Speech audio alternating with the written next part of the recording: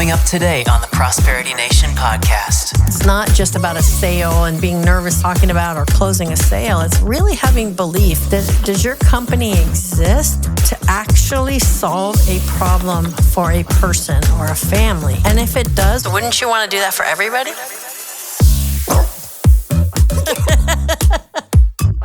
Welcome to the Prosperity Nation podcast. I'm Angie. And I'm Elise. I'll do it again, Elise. I love it. Hey, guess what? It's not Tattoo Tuesday, but it was last week. I got a new tattoo last week. Did you? No, you didn't tell me that. I know. I didn't tell anybody yet. Details. Well, you know, my tattoos have this set of tattoos. I think I mentioned before I had all my tattoos removed and it took 8 years and it was torture. It was horrible. And then I started putting them back on. Because, you know, sometimes you're like, I don't know. For me, I had a hard time accepting who I am and letting myself be myself. Always trying to fit into places. And I love tattoos. I wasn't getting tattoos to try and fit in, but I was getting them off to try and fit in. When I started getting into the corporate and my CPA firm and getting my license, going from that, you know, kegger at the river with the bikes to, you know, Dockers. And we talked about that before too. Yeah. So, we don't need to go back anyway. there. No, but my tattoos now have just really been really the story of my spiritual journeys I've been on through the last 10, 15 years. And from, you know, Eastern religions to current religions to philosophies. And so I just got one that's representative a little bit in my own creative way of, you know, our philosophy that I study about and our philosophy of prosperity that we always talk about because it's always just been a thread throughout everything I've always done. And so I said, what the heck, I'll design it and got it created. And I had just went last week and got a new tattoo. Awesome. Where is it? Or, I mean... Yeah, it's on my wrist. I'm going to just flash it really quick. Oh, cool. Yeah, it's upside down. Wow. That's awesome. Yeah, it says prosperity. You have to look at it upside down. I guess I did it backwards. Anyway. Oh, that's awesome. Yeah, I love tattoos. They always remind me of being alive because you have to sit there patiently while you're in pain. I love it. You know, it's funny. I don't know if you know this, but I have no tattoos. And it generally surprises people for some reason because I guess I come across as someone who would. But yeah, but you have piercings instead, which I don't have. I have 11 piercings in my ear. Yeah. See? There you go. Yeah. Anyway, what are we talking about today? Okay, we're talking about... Here we go. What we're really talking about is when it comes to your business, most business owners, they always will say, I don't like sales. I don't like marketing, don't like sales. You know, they just don't. They like to do their craft. And what we're here to say is what's important and what's behind sales and what you're doing in your business is your message. It's your message, your life message. You care about this product you're creating. You have a purpose behind it. Whether you're an artist creating a new album or whether you're an entrepreneur building a new widget, there's something behind it that you really care about. I think when it becomes sales is when there's a problem. Because if you have that amazing product, you know the message, you're confident about it, it isn't sales. You're literally just talking about it. It's so true. You know? And when you feel like you have to convince somebody to have it or to buy it or whatnot, you're afraid to do that. You don't have belief that you can actually solve that person's problem. And so, you know, you don't want to actually go out there and start selling it to somebody if you don't believe that it can actually truly help them. But if you do, it's easy. You're not selling it. You're just talking about it. You're just talking about it. You're just having a conversation about something that excites you and that you are passionate about, you know, and other people will see that. And so there shouldn't actually be sales. That's right. That's right. Well, the sales process actually should be designed in such a way that you can find out if your product can actually solve their problem. That's the whole point of the sales process, is to find out what's going on in their world. Like, we're in the services business. So, you know, we'll go in and find out, well, what's going on with your finances? Like, why are you stressed? What's happening? You know, and then being able to really hear and understand, like, what have they tried and what is it that you need and want? And then we have to take an honest look to say, well, does the way we do our services actually going to get them to the solution they want? And if we're trying to mold it, fix it, or shove it in there, or get them to that thing that's not going to actually solve that problem, it feels like we're trying to sell them something. That's true, because not everyone is going to be necessarily a candidate for all of our services or any other product. Like, even if someone's inquiring about it, doesn't mean they'd actually be a good fit. And I think that's maybe where the sales comes into place, because there maybe aren't a good fit. Like, they're trying to shove, a square peg through a hole or something, trying to I think it's a round hole. But a hole's a hole, I guess. Yeah. Could be a square hole. Two unrelated objects into each other. There you go. Well, but you know what? That happens though, right? Because if you got a salesperson out there, if you're not doing it, let's say you have a salesperson, or even if you are the one doing it, and you go out there and you tell the story of the product and you really believe in it, and they like, oh my gosh, the perfect fit. And you get that person on board, but then your service team doesn't do what you sold. Yep. Oh my gosh, that's even harder, I think, because you believe in it, but then the actual delivery doesn't happen, and then it just all falls apart. Oh no, right? I actually don't know if I told you. I have a client. I was talking to the manager, kind of like the ops manager, because they're having issues with one of their sales reps, and they were telling me that the sales rep doesn't want to sell to get new clients, because every new client they've gotten, the service team, I guess, whatever we'll call them that, loses them. They don't perform. And so these new clients end up leaving. So essentially what I told the manager, I was like, look, your salesperson has lost all confidence in the delivery team. So they don't want to extend themselves anymore because they don't believe in the product. So the first thing you need to do as the manager is restore that confidence in the salesperson. Obviously, figure out why they're losing clients. That's probably number one. But then you need to restore that confidence in your salesperson so they do feel comfortable. They feel like the problem's been solved, the retention issue's been resolved, and then they feel comfortable trying to get new business, because they're not going to as long as this is a problem. Yeah, that's so true. And then that really comes down to, what is the thing that you're selling? Not the widget, but what does it actually do and why? And getting that every single person in your company, everybody, is in agreement with what that is and why that product even exists, like why your company even exists. Because obviously in that case, over in the service team, they are clearly not on board with what that company's supposed to be doing for those customers,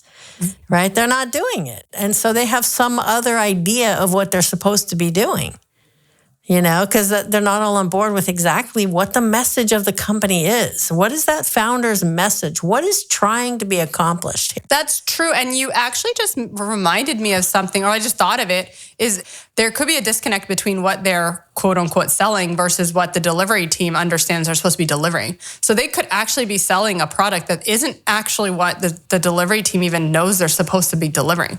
So there could be a massive disconnect between the sales and the delivery team as to what the product actually is. Yeah. Which is causing turnover or client, retention issues. It's so true. Yeah. We just went through this in our company. We went through a whole product clearing process with everybody in the company, where we had to go through every division and every department and look at, okay, what is your product? What is your product? What is your product? And everybody in every division needs to know what everybody's division's products are. Now, can we just, I know this, but I just want to clarify, what does product mean? Yeah, that's a great question, because in a service-based business, especially in financial services, the first thing is we don't sell products, because that means you're selling like life insurance or like something a phone, like that. An object. Yeah, or an object. Product. Yeah. So we sell services, but when the client comes in, they are expecting to give money for something. And maybe it's not a tangible thing, but they expect an outcome. So a product is something that you internally create or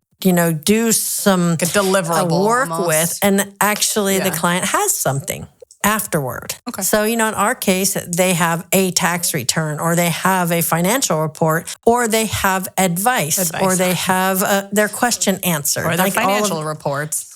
Yeah, exactly. Yeah. So they pay money for those things. So if they pay and they don't get those things, they're not going to be happy. We cannot, if we just take their money and, charge our monthly fee and then do all the work or don't, even if we did all the work but never gave it to them, that's not a product because they have to receive it in order to get it, It's true. So we can't just do it all behind the scenes. So you're basically saying then, kind of before I stopped you there, is that if every one of our staff, we all had to figure out what that product was. So what happens if they don't know?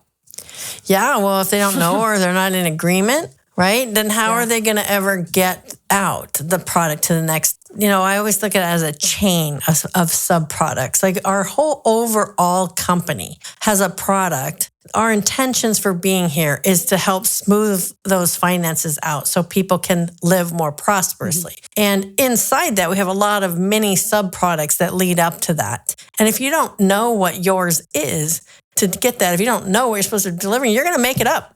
You're going to, just like you said, you're going to think that what you're doing is what you're supposed to be doing, True. Right? And if that's not aligned with the whole company and going back to the whole, sales and message, like every person that's an entrepreneur or business owner or an artist is trying to get a message out. And that message is through their product. And that might be a message of helping someone else's life be a little bit easier through their thing or a little more aware, a little happier. And if the founder of that company's message doesn't get permeated through the company, doesn't get integrated into the products, it doesn't get the actual thing that founder envisioned it to do for them, then there's going to be a mix match. And then you're not going to want to sell it. You're not going to want to talk about it.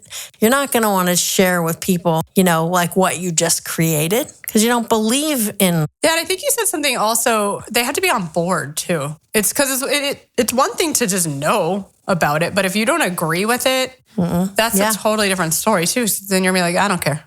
Yeah. That's so true. Because like in our example, we could have somebody on board who doesn't care about prosperity at all and only cares about, I don't know, like getting the exact perfect tax code on every single tax return, no matter if it's a 1 penny adjustment or whatever. And they could spend 20 hours or 200 hours getting a tax return totally, totally perfect because they think their product is a totally perfect tax return. Yeah. And we're like, we just want the client to be happy and we'll do the best and save them the most taxes along the way. Right. But we're not trying to add burden to the client. We're trying to take burden off. And so we're not going to ask for 5,000 pieces of paper and statements to get that thing if it's not necessary. Right. So yeah, if you're not on board with understanding what the whole mission is and what the purpose is and what that vision of what you're doing is, you're going to have conflicts and you're not going to get products out the door and you're not going to want to share your message of what you're doing. And I'll say one last thing about it's just really important that when the whole company understands the purpose of the company, it's like it's on fire because then everybody in the company knows that they are part of something that's making a difference. And I think it just makes our jobs more fun when we know we're doing something to make a difference in somebody else's life and we're not just behind the scenes crunching numbers in Excel all day long. But when we see how it affects at the end of the day, It's very rewarding. That's funny you bring that up, actually, because at a previous place I worked at, actually, it was quite a bit ago, but it was in the healthcare field. And I ran an accounting team. And I just remember I don't want to say monthly, but multiple times a year, I would go to my team and I would make sure, I'm like, you guys, I know you don't you're not in the offices, you don't interact with the patients. I try to share stories about patient successes with them when I could, but I would try to break it down to them like, you're just seeing the numbers. You just see the sales numbers or the revenue. But do you know what that means? That means that these dollars represent how many people we're actually helping, whatever we helped at the time. So I'd really breaking down, I know you're just crunching numbers and you're just staring at this QuickBooks or whatever all day long, but there's a bigger meaning behind what you're actually doing. The revenue equals this. And if we can cut expenses and we can do more marketing to reach out to more people and to help more people, And I think I like to think that it actually meant something to them because they realized their job was a lot bigger than just sitting there and typing in a bunch of numbers all the time. Man, I think I just needed to hear that today. Thank you for that. Yeah. I forget that too. Yeah. We get so busy, and I know that, as CPAs and in the industry, there's just not enough CPAs, and we get overwhelmed with the tax due dates, and it's all lumped together in tax seasons, and we get tax notices that make absolutely no sense whatsoever, that waste time, and we forget that there is a person on the other side who's really grateful for us being able to do that. And we're grateful for all the other vendors and people that we use their services because we're not that expert. We want your expertise too. I think it's just shifting the viewpoint because as business owners, or CEOs, presidents, you get so fixated on sales and then profits.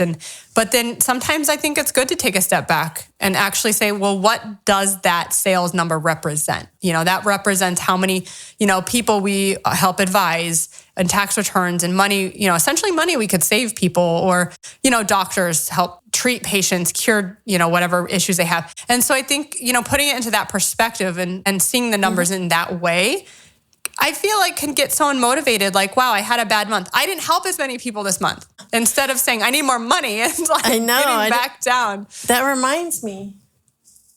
I'm always showing, I know if you're listening to this, you can't see it, but I have a function chart I always keep right behind me here. And the whole point of all of this is you start it, the function chart goes from left to right. It starts with the vision of the founders, the message, and then it has to go through all the divisions of the company to get out to the back end to actually do that thing for the person and celebrate all the wins. And what that represents and the expansion of your company just represents the expansion of that vision of how we're going to help people and how many more people can we help and how much can we expand. So that was a really good point that you had there about being able to recognize that it's not just about a sale and being nervous about, talking about or closing a sale. It's really having belief that does your company exist to actually solve a problem for a person or a family? And if it does, wouldn't you want to do that for everybody? Right? Yeah. So it's like believing in that. And if you don't believe in it yet, it's probably because it's just not clear enough and you don't know how to say it with words. And taking the time to do that puts power behind it. Absolutely. Yeah. Well, awesome. Well, hey, we want to hear from you. We want to hear, what do you do to get your message out? Like, what is your message in your company? What are you trying to do? Right? What are you trying to accomplish with your company? Exactly. Share those with us at stories@prosperitynation.com. Go ahead and like and subscribe to our podcast. And don't forget to follow us on social media. Awesome. We'll see you next time. See you later. Thanks for joining us today. Follow us on social media for the latest episodes, updates, and more. Like and subscribe to videos from us on YouTube and find out more at prosperitynation.com. That's it for now. We'll see you next time on the Prosperity Nation podcast.